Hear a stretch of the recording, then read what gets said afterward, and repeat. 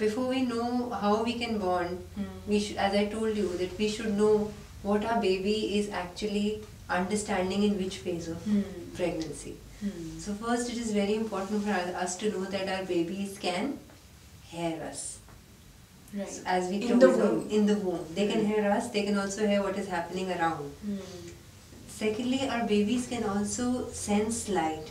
You know, there was an experiment which was done in which they were shining light on the mother's abdomen. Okay. And they were viewing on a 4D ultrasound the baby. And they did this study over many babies. Immediately as the light shone on the abdomen, the baby started. Okay. So this also happened around the 6th month. You know, so that eye opening also occurs around this time. So if you're exposing your child to extremes of sound, light, baby can sense inside. And it will feel as secure and insecure inside and outside, both with these things. So it is very important that everything is balanced, outside environment and inside environment. That balance is very important. So these are the movements which is self-initiated, as well as it is reactive to the responses to the environmental stimuli. You know, there were some babies, what they did was they actually tried to learn that babies are also thinking. The babies can also think. So what they did was they trained a few fetuses to play a tapping game, you know. Okay. As soon as the father would tap on one side of the abdomen, the baby would come back and tap. Okay. So they could also elicit these conditioned responses.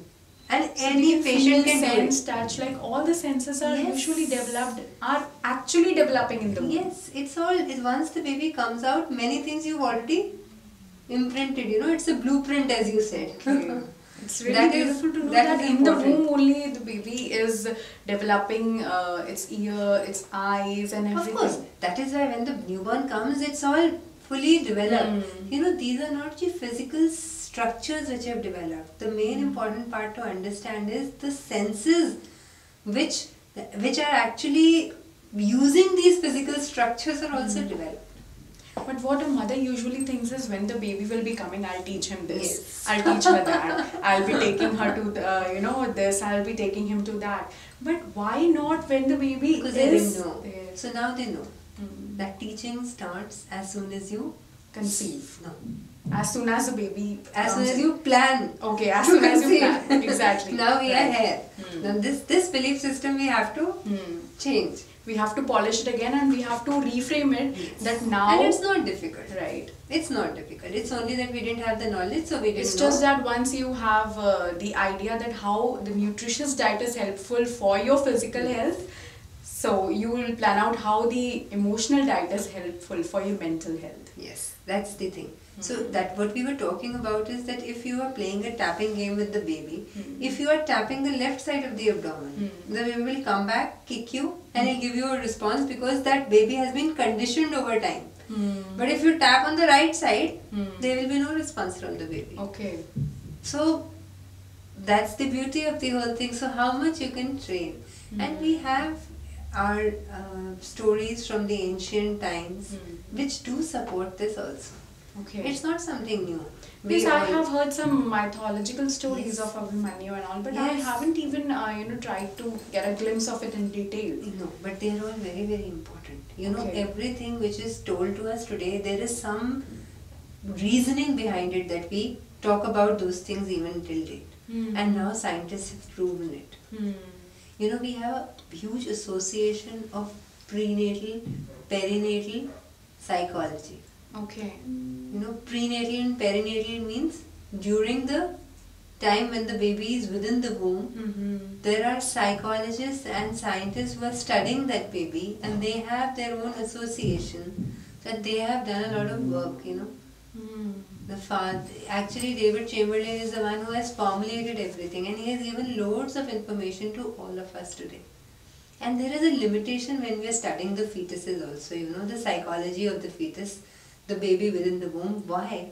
Because we get some results from animal studies, then we transform it into human studies, Okay. and then we come on to an outcome. But in this phase, it's very difficult. Why? Because the gestation period of a human is 9 months. Mm-hmm. When they are doing studies on animals, Mm-hmm. on other people, that's just 3 weeks, 4 weeks. Mm-hmm. So there is a lot of difference in this biological, there is a biological difference in the species and the pregnancy per se.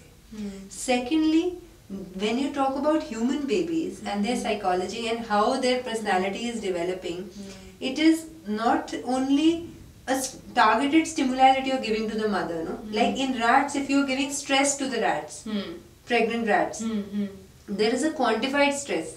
Okay. But in humans, you can't do it. That stress cannot be generalized that yes, you take this much of stress. Right.